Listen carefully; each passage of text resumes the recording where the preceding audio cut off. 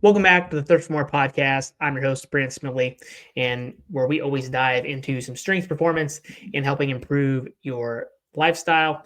If you're having to watch over on YouTube, do me a favor, hit that like button, hit that subscribe button if you've not done so already. It's completely free and it really helps the channel out. If you happen to be listening over on Spotify, Apple, iTunes, anywhere you enjoy your podcast, also appreciate if you give us a 5-star review if you like the content that I happen to make, and leave a positive review if you can do so as well. Now, let's dive into today's episode. I'm really going to talk about dopamine. Now, what really got me kind of into this was in a couple of previous episodes, I talked about 75 hard. And so I kind of wanted to do some more research on the dopamine side and be able to provide you some more information there. And so today, I'm going to talk about dopamine because I do believe that from a strength conditioning, performance, fitness, lifestyle based approach, that it does affect your workout sessions, your nutrition mindset and growth mindset of both of those aspects of in terms of improving your health and your performance, and just even getting up with that early alarm. Now, before you think this is just another get motivated episode, I'm going to stop you right there. And I really want you to kind of help you understand the actual neurochemistry that's what drives us to go into the gym, continue to train hard, continue to come back, continue to make gains, and or even maybe what makes you stop going after a certain amount of time and you lose that positive momentum, why that might even happen.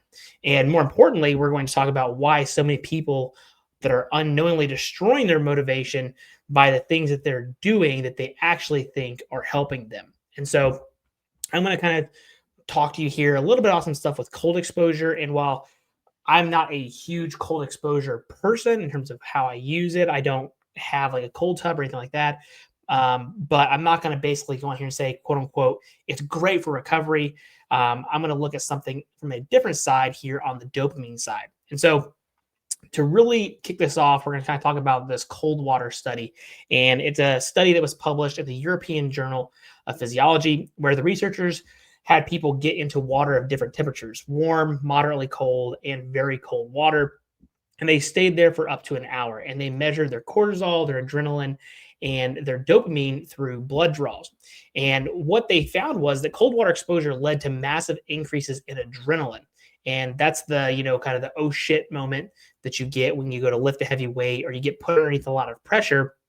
You're going to feel that obviously as soon as you get in the cold water. But here's the kicker. Dopamine actually started rising around the 10 to 15 minutes after getting into the cold water and kept rising and rising until it hit 250% above the baseline. So that's 2.5 times your normal dopamine levels that you get after being in that cold water exposure for 10 to 15 minutes. Now, get this, after people got out of the cold water, that dopamine increase was sustained. So it wasn't just like an acute thing. It happened even after the cold water exposure. And so we're talking about hours of elevated dopamine. And compare that to, let's talk about a drug that's not great for you, which would be cocaine, which spikes dopamine 2.5 times, but then crashes incredibly hard. So you can look at how this is similar to cocaine. I'm not going to tell you to do cocaine. I'm not saying this is cocaine, but from a dopamine side, we're getting, at least the researchers are seeing very similar results. Or you compare it even to sexual activity, which also doubles your dopamine drive as well. And so cold water exposure created a massive sustained increase in the molecule that drives your motivation, your focus, and your desire to pursue your goals. So going into today's episode, what I'm going to try to help you understand from the research that I have done trying to compile this is what dopamine actually is and what it's not, why your baseline dopamine matters more than any dopamine hit that you're going to get, how pre-workout supplements and music might be killing your long-term motivation, the dark side of progress photos and social media on your training drive, why intermittent fasting works from a neurochemical perspective, and practical protocols to maintain high motivation for training year after year, so long-term training perspective, and then also supplements that work, and maybe even some that are believed to work that may not do what you think they're doing. All right, so it's going to be dense, but I promise you, you're going to walk away with a great understanding of how to better your performance from a mental side. Again, like not just that, go lift hard, lift heavy kind of stuff. I'm not going to push that motivation stuff, but it's going to let your brain operate better than 99% of people in the gym fitness performance, and maybe what even makes those 1% people that 1% from a dopamine side. Now, let's kind of talk about the dopamine myths. And you've probably heard that dopamine hits, and I'll say that in quotations here, like every time you hit a PR or you're going to get a dopamine hit, right? You get that really good feel good, or maybe every time that you post something online that you're really happy about and you get a lot of likes and interaction, you're probably get a dopamine hit. Or even when you drink like a pre-workout with a hell lot of caffeine and different supplementation ingredients that are going to help with your mental acuity and whatever, you're probably also getting a dopamine hit from that. And so this language is completely wrong in terms of causing people to misunderstand how to stay actually motivated. So what I want you to understand is you have a baseline level of dopamine that's circulating all the time. There's always this baseline, and this baseline determines how you feel generally. Are you motivated? Are you dragging? Do you want to train or do you want to stay in bed? That's kind of like your baseline. And then you have your peaks in your dopamine that are above your baseline. And these peaks happen when you experience something exciting or pleasurable, hitting a PR, having that really good, feel guilty pleasure food that you like. For me, I love some mac and cheese. I just had some homemade smoked mac and cheese with bacon in it that I made for Friendsgiving. It was fantastic. Can definitely tell you I got a dopamine hit off that. And even getting compliments from other people, whether that be gym related or just in everyday life, getting positive compliments, that also raises your dopamine. But here's what nobody seems to tell you is that when you experience a peak in dopamine, your baseline level afterward actually drops. So let me say that again. The higher the peak that you get in dopamine, the lower your baseline goes afterwards. So there's kind of almost like this average that your body's always trying to sustain, right? We know that a lot in terms of physiology, that there's a baseline for almost everything that our body has, and our body always wants to try to stay at baseline. So in this case, when you hit a major peak, your body's also going to have a major dump as well to be able to try to find that homeostasis or baseline. And so why this might matter for people in the strength and conditioning, fitness, performance realm is that one, drinks like a high stim pre-workout before every single session. If that's you, this definitely applies. If you blast your favorite hype music during every single set that you train with, or you've got that go-to playlist, maybe you're addicted to the aspect of posting online on social media and getting that interaction. We know that's a lot more common nowadays here in 2025 and beyond. Not only getting the likes and the interaction, but maybe even just posting things of yourself. We see this a lot with the influencers over on Instagram and TikTok. They definitely put a lot of value into their social media and how they feel they look on social media. That's definitely going to be some dopamine-based responses. And then reward yourself with a cheat meal after training. That's also going to give you those. So you're stacking these dopamine releasing activities on top of each other. And in the moment, you actually feel really good, and you should feel really good. In more cases than not, if you're doing something that you're actually proud of, you should feel good. However, you're also can be fired up. The training session was awesome. Maybe you hit a PR. Life's good. These are all great things. There's nothing wrong with that. I'm not going to talk about if you're conquering life and enjoying everything that you're doing in the world. I really put my hats off and appreciate that to you. But the really big thing here I want you to kind of take away is what happens the next day or the next week. You probably need more. You need more pre-workout. You need a different music or a different hype song. You might need external validation. Maybe that's from friends, family, Instagram, TikTok, YouTube, whatever. And the training itself feels less rewarding. And so you're wondering why you've lost motivation. And it's not that necessarily you have lost the motivation. You've just depleted your dopamine baseline by constantly spiking it through all these external things. And so you're basically just getting this dump of positive feel-good things, and you're not as receptive to them. And so there's two primary dopamine pathways that we're going to talk about here. So those of you that are science-based nerds, this is probably going to be what's a little bit more interesting for you. And this first one is the nigrostriatal pathway. I hope I said that correctly. This runs from an area called the substantia nigra to the dorsal striatum. And this pathway is primarily involved in movement. When this pathway is damaged, you get Parkinson's disease. People can't initiate movement patterns smoothly. They shake. They have trouble with motor control. The mesolimbic pathway, on the other hand, this is the one we really care about in terms of motivation. And this runs from the ventral tegmentum. I think tegmentum is the word I'm looking for here. I apologize. Some of these words are newer to me. I'm not a brain neurosurgeon or anything like that. to the nucleus accumbens and the prefrontal cortex. And this is your motivation and reward pathway. And this is what gets you off the couch and into the gym to continue to train hard, do the things that you like to do. And this is what makes you crave training or crave staying on your couch. We all have our ebbs and flows. We have days we want to be vegetables and days we want to train. But more than likely, if you're listening to this podcast, you're more than likely more driven to go and train and do things that not only feel good to you personally, but you know are good for your body, and they're going to have better long-term benefits for your health, fitness, and performance. Both pathways do matter for athletic performance. You need the movement pathway to execute your lifts properly and build that good quality neurological based output from a lifting and training perspective, but you also need the motivation pathway to actually get to the gym and be there and actually enjoy the things that you're doing in the gym, no matter what your training goals are. Now, how dopamine actually works, it can be released in two ways. One is locally, and that's at specific synapses between the neurons. And number two is going to be volumetrically, which is dumped out broadly across many neurons.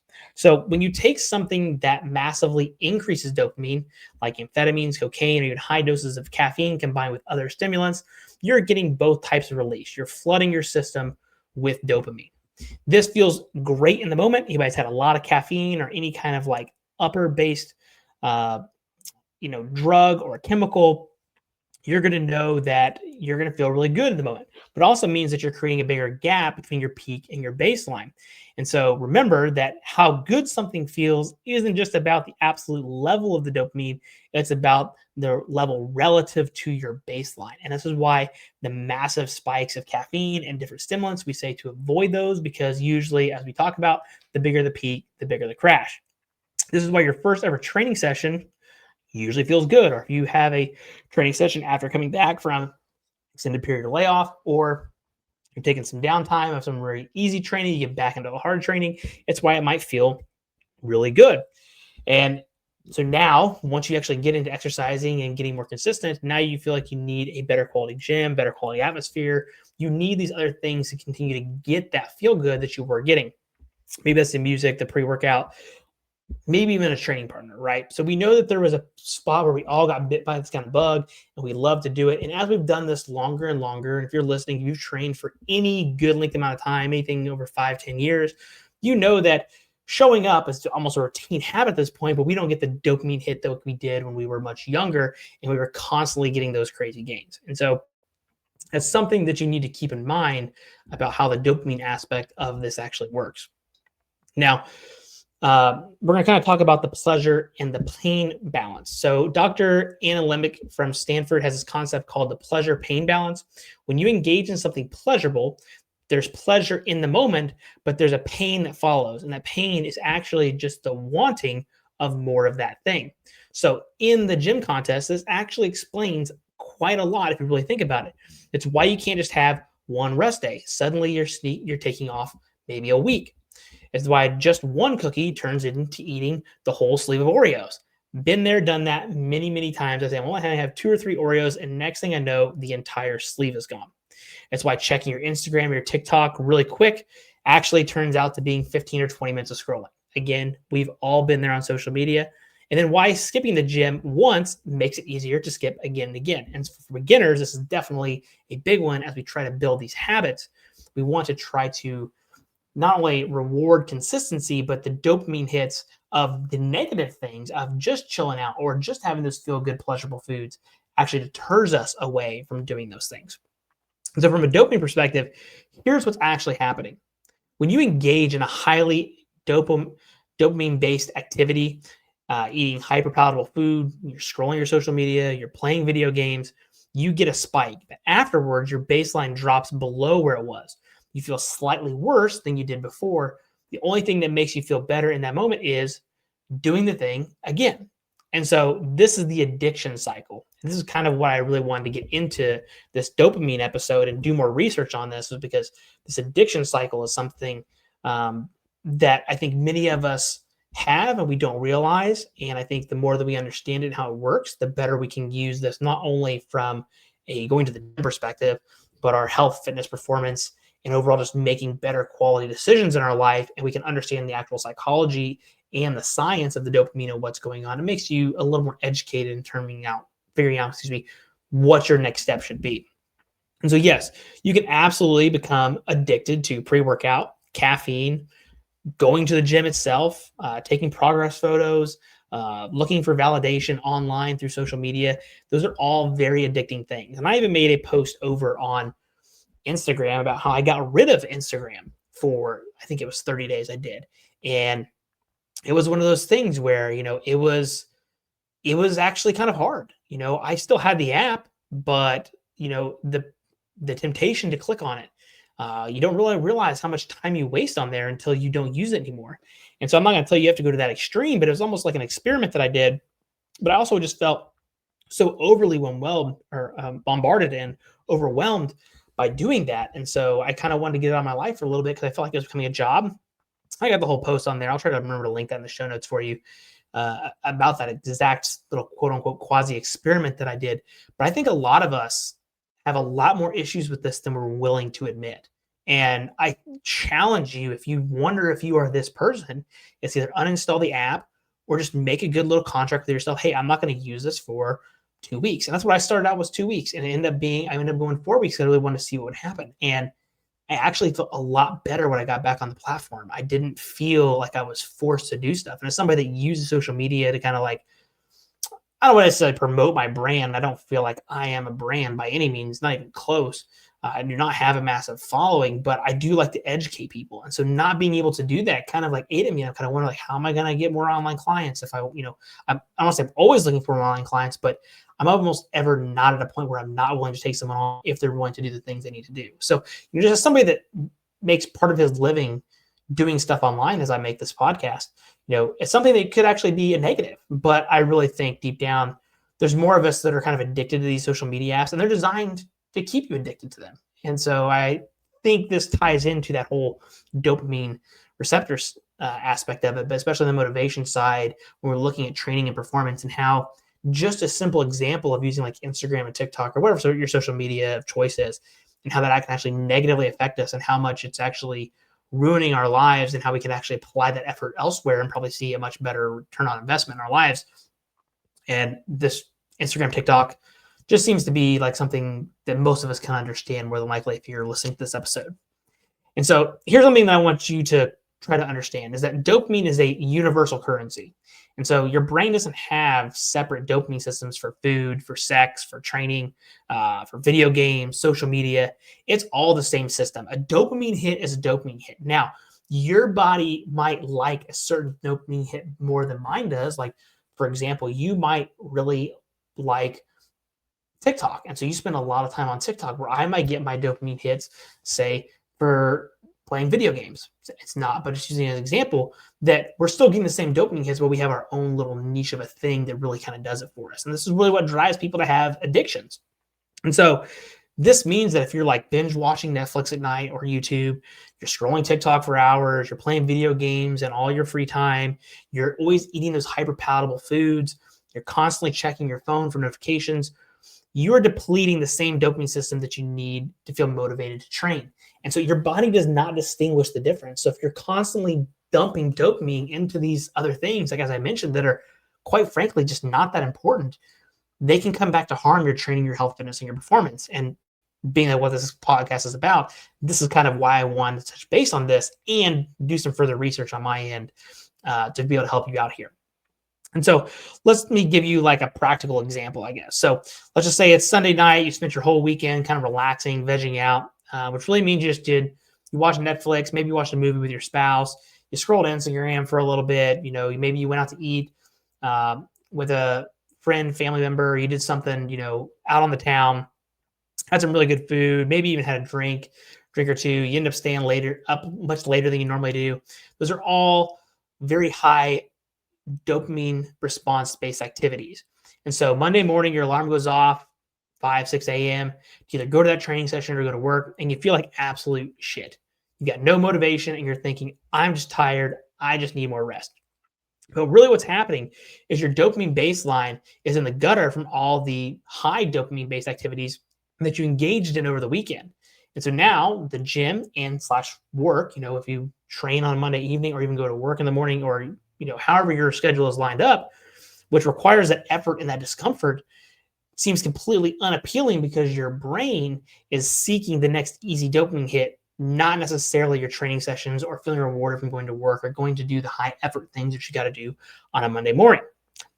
And so there's a concept in addiction that's called a progressive narrowing of the things that bring you pleasure.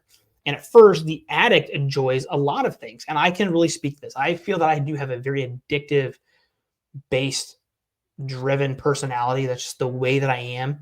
And so they enjoy their family, their hobbies, their work, and their maybe drug of choice. Maybe that's caffeine, maybe that's nicotine, maybe that's alcohol, maybe that's an illegal drug. For many people, that can be a very big issue, just some kind of substance that they're actually addicted to. But over time, the only thing that brings pleasure is the substance or the drug, and everything else becomes gray and meaningless. And this happens in the fitness world as well. So think about the person who can only train if they have their pre-workout, or maybe they can only train if they've got their headphones on, their music, they forget their headphones at home, they got to go back home and get them. They can only train at their specific gym or their specific piece of equipment, or maybe they can only train if they're quote unquote feeling motivated, not feeling motivated that day, so they don't choose to go. Or maybe they can only train if they've gotten enough likes on their recent posts and they're starting to feel like, man, nobody's liking my stuff. Like, why am I even training anymore? They've made motivation contingent on all these external factors. They've narrowed their ability to experience pleasure from training itself. The training is no longer what's actually rewarding, only the context around the training. And this is a very dangerous trap when it comes to training in the health, fitness, and performance room. If you go look on social media right now, how many people are actually posting their training because they do enjoy the training?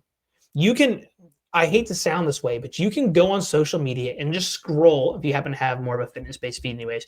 If you happen to just scroll for, say, 3 to 5 minutes, you can tell how many people are posting on social media because they're either trying to provide valid education or they're proud of what they actually did and they're not there to get the likes or whatever. However, you can also tell the ones that are posting merely for the engagement, right? They are just craving the engagement. And when they don't get it, they don't feel good about themselves. There's way more people out there that are not willing to admit that, especially now when we start talking about the OnlyFans and the sex work that's done online. Many of these platforms are used to promote that, and they're doing that to give them that feel-good sense about something that they're doing. Now, they might be making money off those activities, which I don't agree with, but they can do whatever they want at the end of the day. But they're chasing something else, right? That's what I really want you to try to understand here. So you compare this to the person who loves training in different places. They can train anytime. They make it flexible with their schedule. They aren't too worried about the music. Maybe they would prefer their own music, but hey, if they don't have to have it, they don't have it.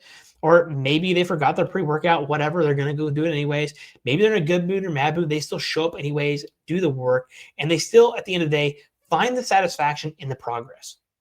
They say, hey, I enjoyed the process of getting here to the gym today. Well, it's not what I wanted.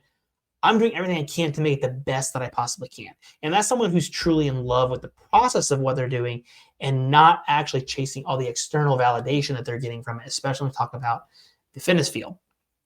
And so that person actually has what I would consider a healthy dopamine system. They're not reliant on the constant external stimulation, where those that need that constant external validation are just in the dumps with their dopamine. And so you have to decide what kind of person you want to be. Hopefully, if you're listening to this, I'm educating on some stuff and you can figure out how to make some modifications, adjustments. And then you also have to think about which of these people will still be around until 10 years, especially when we talk about the fitness industry and those that train people and work with others. If you're looking for that immediate external validation, you will not last long. You will burn really bright and then you will burn out. Those of us that have been in the field for 10, 15, 20 years, I think you can figure out what drives us to continue to do what we do. And that's the process, enjoying the process, doing it for other people and serving for other people. And our dopamine hit that we get from the reward side is seeing other people do great things. And that gives us our dopamine hit. But that's much more sustainable because we're giving that to other people. We're not trying to get that external validation for ourselves. Okay, so I kind of want to talk about some of the dark side of the motivation hacks. I'll say that in quotes here. But the first one I want to talk about here is pre-workout. And so I'm not anti-pre-workout. I use caffeine before training, I don't want to say all the time, but pretty consistently, especially when I'm training in the morning to the afternoon aspect. In the evenings, I do not. But I want you to understand what's happening neurochemically so that you can make informed decisions. And I've got an episode on caffeine as well. You can check that back in some previous episodes also. But most pre-workout contains caffeine, so 150 to 400 milligrams. So that's going to increase your dopamine receptor density, which is actually a good thing from a performance perspective and training. We want that. L-tyrosine or L-dopa precursors, so directly increase the dopamine production just from ingesting those ingredients. You've got beta alanine, which actually creates that tingling sensation. Some people know what that is. They like that. They associate that with a quality training session. And there's other stimulants too. You got synephrine, DMAA, and some Yohimbe. We got some different things here that can all do those as well. It just depends what you happen to pick up off the shelf. Now, caffeine is relatively benign. It actually upregulates your dopamine receptors, making you more sensitive to dopamine over time. This is why regular coffee drinkers often report sustained benefits from drinking coffee. But the other stuff, especially the dopamine precursors and the additional stimulants, these are creating massive spikes in dopamine. And remember, what we learned is that the big spikes mean big crashes in your baseline. And so here's what I tend to see. I tend to see people taking pre-workout, they feel amazing, they train hard, and they love it. Then what happens a month later, the same dose isn't going to hit like it was, so they up the dose or they change brand, they find something new, they're chasing that new thing. Maybe a couple months later, they just feel like they can't train without it, they feel lethargic without it, and then you get in about like a half a year later, even with the pre-workout, they don't feel motivated, they feel flat, their workouts just feel really blah, okay? And so what's happened is they systematically lowered their baseline dopamine by constantly spiking it artificially. And so the better approach that would be here from a pre-workout perspective would be to use it intermittently, maybe once or twice a week for your hardest training sessions, or maybe if you're really dragging ass, or maybe you had a rough day, you need something to kind of get you going. I think that's okay. I think we've all been there to some degree. You can also have the option where it's a 50-50 shot. You could either flip a coin, or you could literally just say every other day throughout the week. So, if you train Monday through Friday or every other training session, you could literally just go a 50-50 shot. But you literally could just flip a coin for it and decide whether you're going to have it or not. Okay. Or, like I said, go with the every other day approach, and then you're going to have it 50% of the time versus every single training session. And then you also should take breaks or wean yourself off or use lower doses, like every 6 to 8 weeks. You can take it completely off the stimulant, or you can really severely pull back what you're using. Maybe you have just your coffee in the morning and you don't actually have that pre-workout, or you skip the coffee in the morning and you just have a little bit of coffee before you train.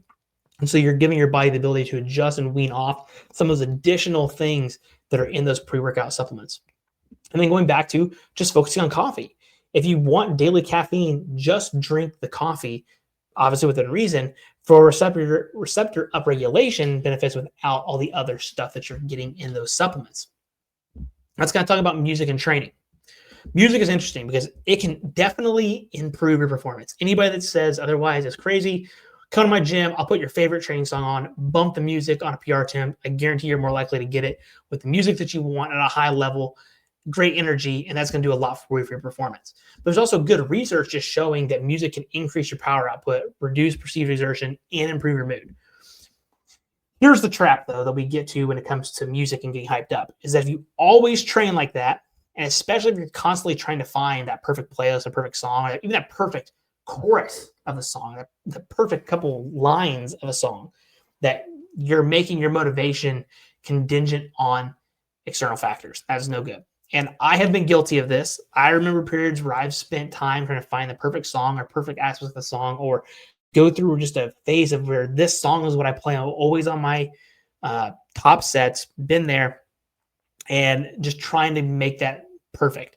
And I'd be checking my phone so much between sets that the music actually became more important than the training. And so what I did was I just stopped really paying attention to what I was playing and found a variety of playlists that I genuinely just, for the most part, liked. Either I made some, I found some on Spotify, and just queued a bunch of different ones of them. And different workouts, I use different things.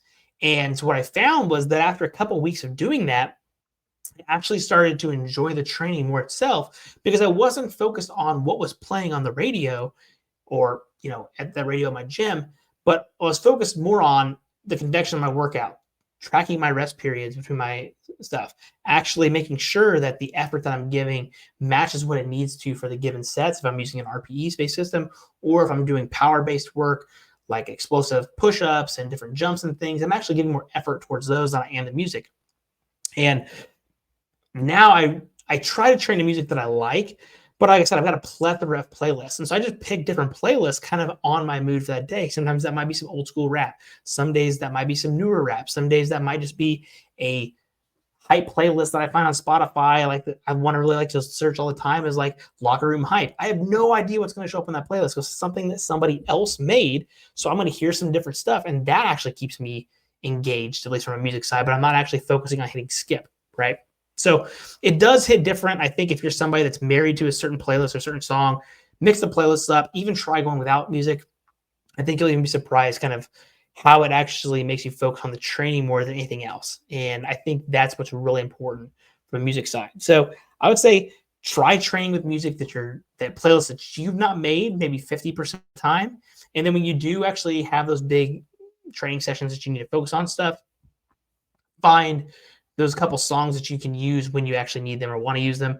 But at the end of the day, don't let the music become a requirement for your training. I think that will do a lot. I think you'll be amazed from a dopamine side how much better your training actually gets when you're actually focused on the training and not the music. All right, the next thing I want to talk about is kind of progress photos and social media. I think this is a big one because progress photos can be motivating. If you're somebody that is trying to lose weight, especially trying to lose weight, or you're a more physique-based person, they can be motivating, and sharing your journey with others can be great for their motivation, but can also be great for your accountability. Again, if you're trying to lose weight, I think that's important, but can also completely hijack your dopamine system. And so if you take a progress photo after a great workout, your dopamine is going to spike from maybe that massive pump you got, that great lighting that you got, all that kind of stuff. We all see that on social media. You then go post it on Instagram, and then you're going to anticipate a bigger dopamine spike because then you're going to check for the likes of the comments, which you're going to get a dopamine spike from that. And then you're going to compare yourself to others that you're seeing on your feed and how you're interacting. And that could be a potential dopamine drop if your comparison is negative, or it can be great if it happens to be you're comparing yourself to people and you're happy with what you see. And then likes stop coming after a few hours, and then your dopamine is going to drop because we lose everything to the algorithm anyways. It goes off into who knows, space knows where, and then it just doesn't get pushed anymore. And that's just the way that social media is. It's only good for so long, and that's kind of the pitfall of these apps is they constantly want you to be engaging and using them, and then that's kind of addicted us to wanting to constantly post on them and continue to use them. So your brain starts to associate training not necessarily with the intrinsic reward of getting stronger, getting more jacked, or getting healthier, losing weight, but with the external validation of what the social media is feeding you. People are liking your squat video. They're liking your bench press video, right? They're liking that you lost 20 pounds. And studies show that validation of pre-existing beliefs actually triggers dopamine release. So when someone comments, hey, you're looking good, or awesome job losing that weight, or great PR, or that squat moved easy, it validates your belief that your training is working, which releases dopamine. And this feels good, but it's externalizing your reward system of going back to this whole dopamine thing. And the person who needs to post their workout to feel good about it is in trouble. They're not training for themselves anymore. They're training for the validation. And this is all over social media. The way that I can best describe this is that if I were to take all internet access away for 6 months, would you continue to show up and train hard at the same level that you do if you're posting videos online or you're training or whatever? Would you continue to do that at the exact same level if nobody's watching? And I think there's a lot of people today that if you took their internet access away, a lot of them wouldn't really care about the training that much anymore. Either they're selling something and they're using it to make money, or again, they're looking for that external validation. They just want other people to see that they're training. And for me personally, I hate to be the guy, but for me personally, people that make a lifting-based page versus their personal page is a prime example of somebody that is trying to get external validation from their lifting. They might say, oh, I don't want to post on my regular feed. I don't want other people to see that if they don't want to see it. But the thing is, you do want people to see it. Otherwise, you wouldn't make a lifting Instagram or a lifting TikTok or whatever, which just your lifting videos. I understand the premise of what people are saying, but if you genuinely didn't care, you would just post it on your regular anyways, because the people that do like it are going to like it, and the people that don't like it aren't going to like it. And so I think what people use is an excuse to get likes and interaction from people that are more likely to like and interact because they do lift weights or they do fitness, strength, conditioning, performance, whatever you want to call that umbrella. And so they kind of lump everything in this one little space and then use their other stuff For other things, they're not too worried about getting the external validation of that because they're not tying their lifting, their training to that other account, but they are to the one that lifts. Hopefully that makes sense. Hopefully I'm not calling anybody out, but I do see that a lot in today's society, especially in the younger populations. All right. So let's talk about the reward after training. So there's classic research from Stanford where they give kids gold stars for drawing, like an activity the kids already enjoyed. And then they stopped giving the gold stars, and the kids drew less than before they started getting the gold stars. And when you receive a reward for an activity, you start attributing your motivation to the reward rather than the activity itself. An activity becomes a means to an end rather than an end of itself. In training terms, I'll say this here kind of lightly, I'll train hard so I can eat pizza after.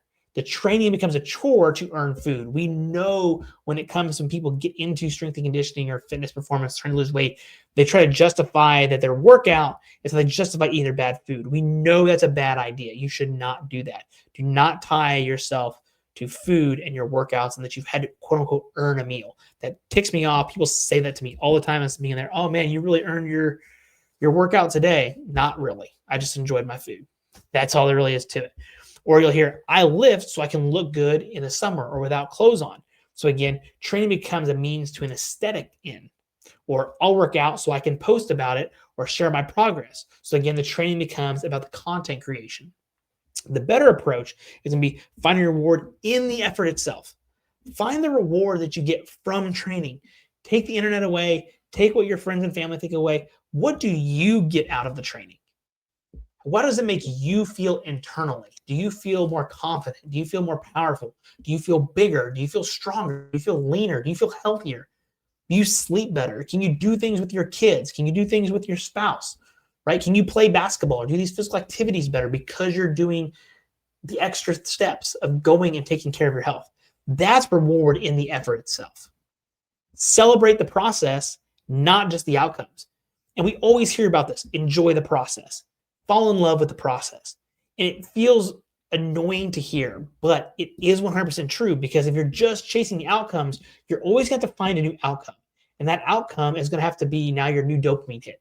Where if you celebrate and enjoy the process of what you're doing, going through the struggles and going through the ups and the downs of what strength and conditioning, health, fitness, and performance really gives you, because you're never going to have your best day. You're always going to have some good days. You're always going to have a PR somewhere on some point of a lift at some point in your life. And at some point, you will hit your last PR of your life. It is going to happen if you're a strength athlete. Be ready for it. It's coming way before you know it. And that's how you know whether you were celebrate the process of how you got there or if you're just after the PR. That's kind of a big thing that I really try to get people to take away now is if you enjoy the process, when that last PR comes, you'll be thankful when it came. You'll look back and be like, man, I really appreciate everything that I did. And something me and my wife talk about pretty consistently is when I broke my world records and my body is kind of shot at this point is, would I change anything? And no, I would not. I think back, would I like my back to feel better and my hips feel better? Absolutely, I would.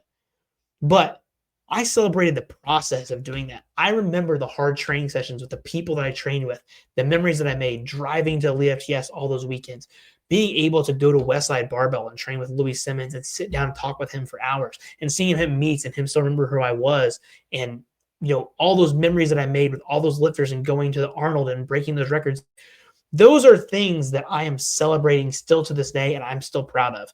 Yes, I'm proud of the outcome, but I look back and I think way more about the process and what I had to do those things. And I really am appreciative of the things that I was able to do because of that, not just chasing the record. So again, always enjoy the process. Then make training the reward, not the punishment that you endure for a reward, right? Be thankful that you can get up and squat a barbell or bench press a barbell or deadlift a barbell or feel good about yourself. Make progress every 3, 6, 12 months. Go do a powerlifting meet. Go do some kind of bodybuilding competition. Do something with your kids, right? The training is the reward at the end of the day. And it's going to let you do other great things. As long as you see that your training is a reward, you're going to have a lot of great things coming for you down the pipeline.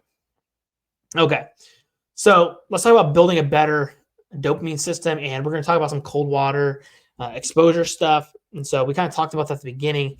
The cold exposure is one of the few things that actually raise your baseline of dopamine for hours without the subsequent crash. And here's why: the dopamine increase is gradual and sustained. It's not a sharp spike and crash. And so, again, I'm not a cold water immersion person. I'll tell you how I use some cold water stuff in my life, but I don't use the tubs. It just doesn't really work well with my life, if I'm being honest. It's not really that important to me. I think I'm chasing. But if you happen to be interested, your temperature, your water should be about 50 to 60 degrees Fahrenheit for those new to it. And if you happen to be already doing it, if you can get down in that 40 to 50 degree range, even better. You want to do over about 30 seconds to a minute. Go to the beginning, and your goal is to try to build up to about 3 to 5 minutes over time. And then just doing it a couple times a week. Sometimes people will say 3 times a week, 5 times a week. I think if you're doing it anywhere between 3 and 5, you're going to be great if you're interested in it. And the best time that you should be doing it is the morning. It's the most ideal. Again, doesn't work well for most people's lives, so I understand. So do it when you can, but just make sure you're not doing it right before you go to sleep. And the protocol that I use when it comes to cold water is I like to end a couple of my showers every week with about 60 seconds of cold water. And so I'll do some different stuff there with my cold water immersion, or not the cold water immersion, with my shower, and to emulate that cold water immersion. And then what that will let me do is actually feel good when I get out of the shower. And then I can go to do the rest of my stuff for the rest of my night before I go to bed. And it does make me actually feel really good. And then if you want to pair that with your immersions, then you certainly can. Now, the key thing here about the cold water, there's some safety things, is you don't want to jump right into the coldest water that you possibly can. Obviously, build up gradually. If you have heart issues, definitely talk to a doctor or somebody that is, well-versed in your health, and then somebody that you can talk to pretty consistently with your health and wellness. And never do cold exposure to the point of hypothermia. I think it should be kind of obvious. You don't want to end up like on the Titanic. So just a couple minutes in those colder waters, like I said, about 50 degrees or so, and you will be good. And like I said, the great thing is you're going to get that massive dopamine boost without any pharmacology, no external substances. This is just your biology working with you and for you. And this is the most important section of the entire podcast. If you take nothing else away, take away this. You can learn to release dopamine from effort itself. Our brains have this incredible capacity to attach reward to things through our prefrontal cortex. And this is the growth mindset concept that Carol Dweck popularized. It's the idea that an effort, the challenge itself, can become rewarding. And this is how you're going to train this. So during your hardest training sets, you hit that point of maximum discomfort, the last couple reps, those 1-2 reps in reserve, your muscles are burning maybe from like hypertrophy-based work, or you get difficulty breathing, doing like running and conditioning and things like that. You need to try to figure out a way to tell yourself that this is the good part. This is the friction, and this is what creates adaptation. I'm actually choosing this discomfort. Usually most of us understand that. If you're going to train and train hard, you understand that the hard part is what you crave out of the training. It's not the easy part. Nobody craves doing their dynamic warm-up. You create the hard sets, the hard weight, the hard running, the hard conditioning, the hard breathing, training to failure, getting that pump. That's what we all crave. Focus on the sensation of the effort as something that's valuable, not something that you're trying to escape from.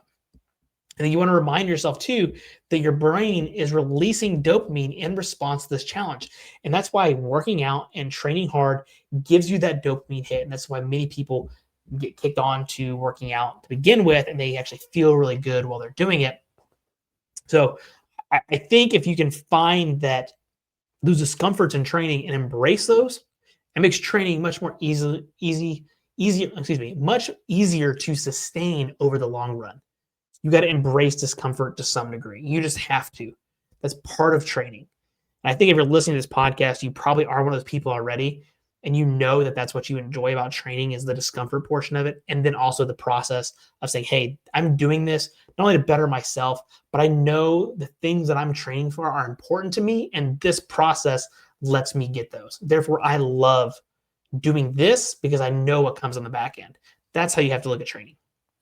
And it might sound like some voodoo-based stuff or whatever, but at the end of the day, it is all rooted in neuroscience, as we kind of talked about earlier at the beginning of the podcast, that your prefrontal cortex can modulate the mesolimbic reward pathway. And by cognitively reframing effort as valuable, so constantly seeing that you're making effort, good effort, and that it's doing good things for you, you're literally teaching your brain to release the dopamine in response to the hard work. That's why I do think some people that are quote unquote addicted to work get known as workaholics, is because they have taught themselves that the hard effort is valuable and they crave that. And when they crave that, then when they stack those wins, they stack success. And that's what makes people very successful when they quote unquote are workaholics. Not always, but usually when you think about people that are quote unquote workaholics or billionaires, those are those people. And I think we all know of the guy, David Goggins, and I think he is a master of this. When you've read his book or heard of his podcast and material, that he has spoke on how he's managed to rewire his brain to seek out discomfort, because he states that it's what works for him. And it's helped his brain release dopamine from the discomfort itself. And this is something that we can all do. We just have to learn how to apply it into our training and understand that this is part of the process. So to put this kind of in practice, the first couple of weeks, notice when you have discomfort, acknowledge it, and remind yourself that it's just valuable. Every time you're doing something hard in training, just remember that this is what you signed up for. This is what you wanted. It's okay. It's all part of the process. We're all going right there with you. And we're all doing the same things whenever we train.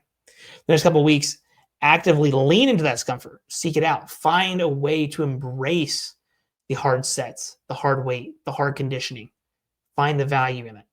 Then begin to find genuine satisfaction in the hardest parts of training. So when you're going into train, what's going to be the hardest part of your training session? Is it going to be the squat, the bench press, or the deadlift? Is it going to be the top sets?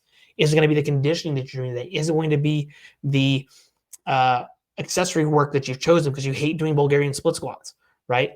Find satisfaction in that. Because you're showing up, you're doing it, and you're putting in the effort, and you're going to reap the benefits from it.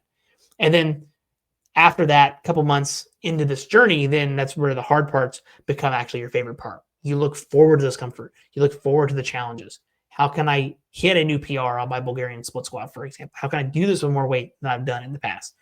And it's not the same as saying that there's no pain, no gain. I really don't like that mentality. It's just understanding that the neurochemistry of the reward system and deliberately training yourself to say, hey, I have to enjoy the struggle of this. And as I learn to enjoy the struggle of this, now I'm going to reap the rewards from it mentally. And then you can apply it to other things in your life, of course, but it's just going to help you fall in love with the process and be process oriented in the training. And that's what's important. And that's what gives you the dopamine aspect from the training. Now, casinos figured out these intermittent reward schedules a long time ago, and that the intermittent unpredictable rewards are more addictive than the predictable ones. So every time you pulled a slot machine and you won $10, you obviously would get bored. But if sometimes you win 5, sometimes you win nothing, sometimes you win 100, sometimes you win 1,000, you can't stop playing. And this is why gambling is very addictive, is that you're always playing for that high risk win. And we can use this kind of neuroscience for our own self and our own training. And so you can vary your reward systems, is that you can sometimes choose on what days you're going to train with music and without, or you're going to go with a random playlist versus one that you've already created. You can choose what days of the week that you're going to use pre-workout, and then which ones you don't. Or you can even say, hey, I'm going to base this off of the training cycle itself.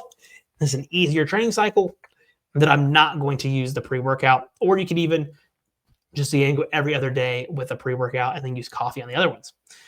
Sometimes you can definitely train with the similar equipment that you have, that you're always using the same equipment, or now you can actually mix it up and use a different rack or use a different barbell, use a different set of plates going from calibrated to pounds, right? There's a different way to mix it up. Sometimes you can choose to track your workouts meticulously. You track absolutely every single piece. And there's other times where you can go with it on the flow. Maybe it's a recovery-based day. You're just going to do what feels good and get in and get out. Those are also great from a mental perspective of your training. And then sometimes training with a partner and then training alone. So if you're normally training solo, maybe this week you jump in with somebody on bench press. You jump in with somebody on squat. Like you work in with them. Yes, you maybe do your workout, but training with another person is going to mix up the way that your training feels. It's also going to give you some more feedback, obviously. You're going to be able to interact with other people. There's going to be other benefits outside of just mixing your training in. The unpredictability of that can keep your dopamine system relatively sensitive and responsive, and then you're not habituating yourself into the same reward every single time that you go to train. It's not just the same thing over and over and over and over. So the rule of thumb here is that you never let any external factor become a requirement for your training. If you can't train without X, then you've made yourself dependent on X. So you need to ask yourself when you do your training, if there's something that you're thinking that I can't train without, then you need to figure out a way to get away from that, because you are dependent upon that, not only from a addictive based behavior, but also it's also hurting your dopamine response as well. And that could tie on to a bunch of other things too. Now let's talk about intermittent fasting from a dopamine perspective. So intermittent fasting has become huge in the fitness world. Most people do it for fat loss or autophagy, but there's also an interesting dopamine angle here. And so when you fast, you're practicing delayed gratification. You're teaching your brain that reward doesn't come immediately. You're also teaching yourself satisfaction in the fasted state, the mental clarity, the productivity, and the sense of control. So over time, many people who practice intermittent fasting report that they actually start to enjoy the fasted state more than the eating, and they rewire their dopamine system to release dopamine from the deprivation, not just from the food. And this is the same principle as finding reward in effort. You're taking something that's initially uncomfortable and then training your brain to find it rewarding. And this goes back to like the 75 hard, a couple episodes ago that I did. It's kind of the same process and how it kind of got me into this. And while I'm not a big intermittent fasting person, I am somebody that does choose to eat much lighter earlier in the day and much heavier in the evening. And I have found much more reward of eating less throughout the day and actually feeling slightly hungry when I train, or even throughout the day, I feel lighter on my feet. I do feel like I'm more mentally locked in when I go to do stuff.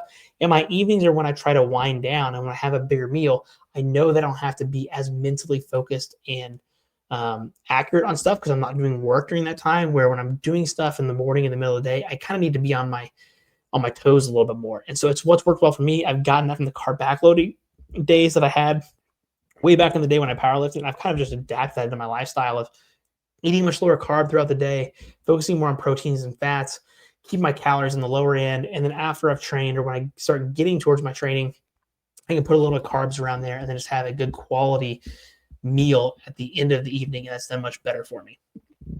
So a practical application though for this would be, you can start with, there's a 12-hour eating window. So if you get up, say at 8 o'clock in the morning, you can go from 8 to 8 and you kind of stay pretty consistent on that. You can gradually extend these into the 16-8 fasting or the 18-6 if it works for you, to where you go for a much longer period of fasting. You only got those smaller windows of eating of 6 or 8 hours. During the fast, you can remind yourself of the benefits. You can focus on the clarity that you're getting. Don't make breaking the fast necessarily a celebration. Keep it relatively moderate. I think a big thing is after they've done fasting, for most people, when they go to eat, they just binge like a mofo. Don't do that. Just go right back into your normal eating habits. And the goal is to find satisfaction in both the fasting and the feeding. Now, there's nothing wrong with eating some calorically dense food in the end of the evening, because you've got this short window to get the calories in. But at the same time, understand that what you did on the fasting side is actually very beneficial as well for your health and performance. And so I don't promote fasting to a ton of people, but I do think fasting can be a great thing for you as you're going to do this. All right, let's talk about some supplements here really quick. So caffeine is pretty interesting because it doesn't directly spike dopamine that much, but it does something better. It increases the density of the dopamine receptors. And this means caffeine actually makes you more sensitive to dopamine over time. And so I talked about regular coffee drinkers often report sustained energy and motivation because their dopamine system is more efficient. So the recommendation is to have 1 or 2 cups of coffee per day for most people is kind of like that sweet spot for this. Ideally, you want to have it earlier in the day. I usually recommend for most people not to have caffeine after 2 o'clock. So if you can have those before, that's great. You can cycle off your caffeine or go to decaf coffee. You can cycle off your coffee or go to decaf coffee, every 6 to 8 weeks to kind of reset your tolerance or pull it back even for a little bit. The big thing here is to avoid the mega dosing of your coffee and what for me, mega dosing would be 400 milligrams or higher. And so something else you consider too, though, is yerba mate, and it's been shown to be neuroprotective for dopamine neurons as well. So if you're going to consume caffeine, yerba mate might be the best choice. You've got L-tyrosine and PEA. These are amino acid precursors of dopamine. They increase dopamine production within 30 to 45 minutes of their ingestion. So for the L-tyrosine, usually about 500 to 1,000 milligrams in about 30 to 45 minutes to peak, and they last about 2 hours. And it's best for occasional use for mentally demanding tasks or training. So if you've got something that's going to take a lot of mental energy, L-tyrosine is a great thing to do. PEA or phenethylamine, you want about 500 milligrams of that, often stacked with alpha GPC is seen pretty common. It's very short, about 30 to 45 minutes is kind of the boost you're going to get. And it's best for intense focused training sessions. Again, not something I would rely on a lot, but it's not something that you can't have. And so I would say, for me personally, I have some of these in some of my pre-workouts that's caffeine free. And so I have it, maybe a couple times a month, and that's absolutely it. I don't really use them a whole lot. I just use them whenever I really feel like I need it. It's been kind of a long day. Maybe I need to pick me up, or I really need to focus getting it out and get things done. So obviously, if you use these daily, you're going to deplete your dopamine system. So your baseline will crash. So use intermittently, or if you're really cautious, just don't use them at all. The next one's going to be immunopurines. This has been risky. So it contains L-Dopa, which is literally the direct precursor to dopamine. This is prescription level stuff sold over the counter, basically. It was very popular maybe 5, 10, 15 years ago. I remember seeing it whenever I was an undergrad. And it creates a massive dopamine spike and equally massive crashes. And it's used medically for Parkinson's disease, which should tell you exactly how powerful it can be. My recommendation is just to not use it for training. I don't think it's worth it for most people, but you can certainly try it if you want to, but I wouldn't waste your time with it. Avoid supplements that have that. Other things I think you should avoid to help with your dopamine: avoid melatonin. Sounds kind of weird saying that. People are like, oh, I use melatonin to sleep.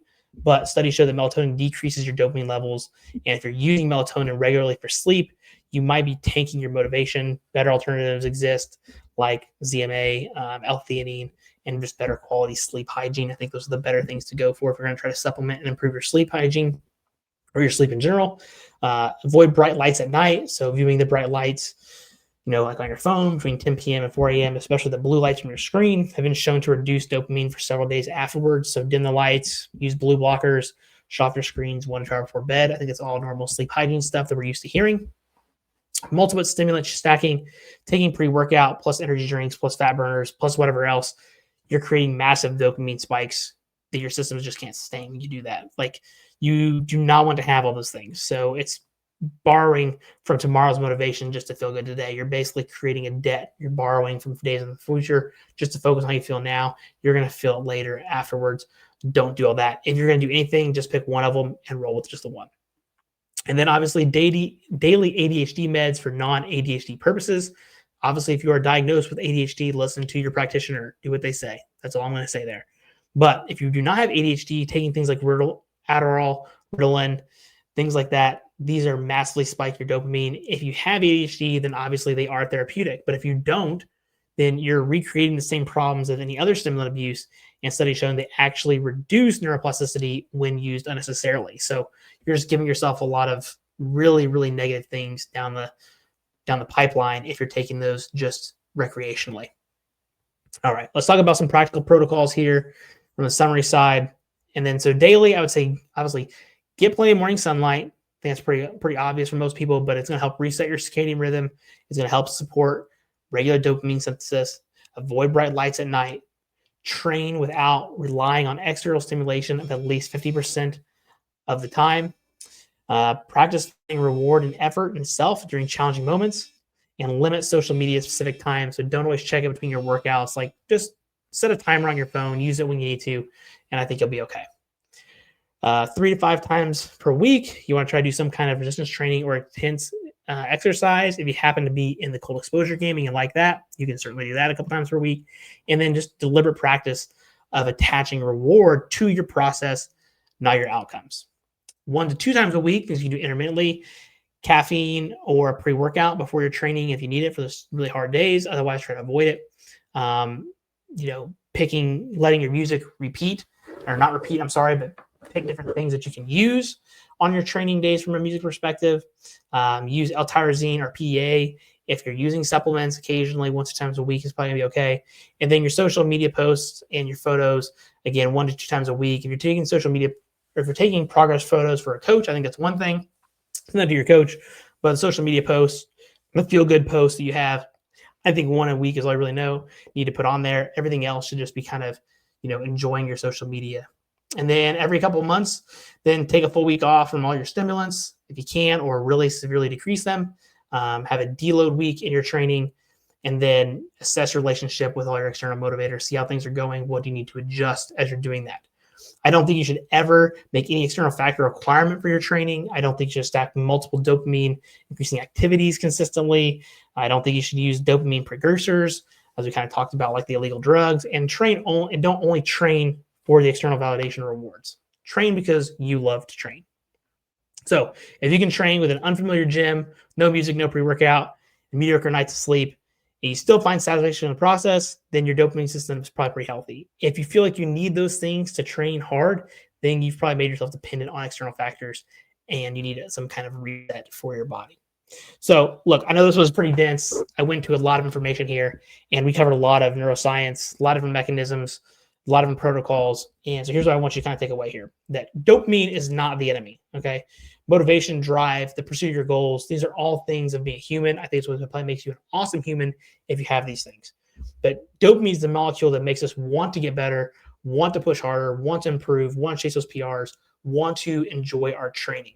And our modern world, with the pre-workouts, the social media, the hyper-palatable foods, constant stimulation that we're getting things from not only social media, but just everything that we're bombarded with on a daily basis in terms of technology, is designed to hijack this system that we have.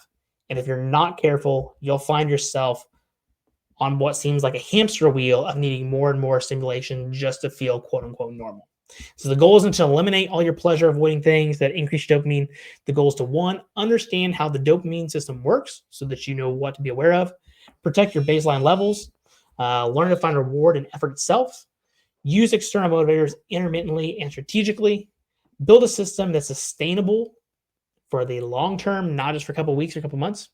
And the person who can find joy in the process, who doesn't need perfect conditions to show up, who has learned to release dopamine from hard work itself, that's the person who's still going to be training well into their 60s, 70s, 80s, and maybe even beyond. That's the person that we want to be. That's how you're going to have the unbreakable, quote unquote, motivation. And that's ideally the person I think we all want to try to become if you're listening to this podcast. So if you got value from today's episode, I really appreciate you sticking around this long. Share it with a friend. Like I said, if you're on YouTube listening, hit that like button, subscribe, leave a comment, share with a friend. If you are listening over on someplace else like Spotify, Apple, iTunes, leave us a 5-star review. Let me know that you enjoyed the podcast, and share with a friend that you think that could benefit from this, especially from the dopamine side and the motivation side. If you want more deep dives like this, I really appreciate you watching this one. You can check some of the other episodes in the past, and I try to post new episodes every single week here. So again, just make sure you're subscribed, hit that like button, hit the notifications if you really want to. I really appreciate you being in for today's video, and I'll see you at the next episode.